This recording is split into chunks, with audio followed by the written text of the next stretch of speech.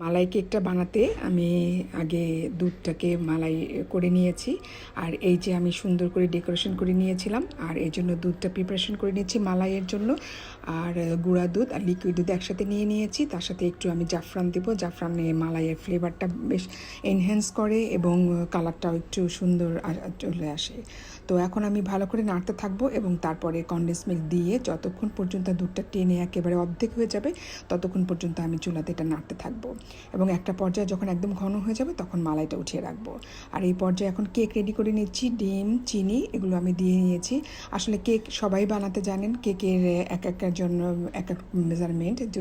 দুটো ডিম, চারটা ডিম, যে কেউ। আমি এখানে 3টা ডিম দিয়েছি, 1 কাপ চিনি দিয়েছি, ভালো করে বিট করে নিচ্ছি, 1 কাপ ময়দা দিয়েছি। আর এখন আমি বেকিং পাউডার দিয়ে ভালো করে কেকের ব্যাটারটা তৈরি করে আমি এই সার্ভিং ডিশে কেকটা আমি দিব।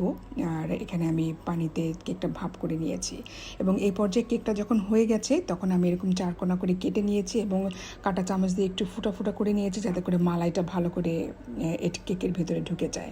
এখন আমি মালাইটা উপরে দিয়ে ভালো করে কেকটা ডেকোরেশন করে নিচ্ছি এবং ডেকোরেশনটা যার যার ইচ্ছে মতো যে যেভাবে ভালো লাগবে সে সেভাবেই করতে পারবেন। জেলও দিতেই হবে এমন কোনো কথা নেই।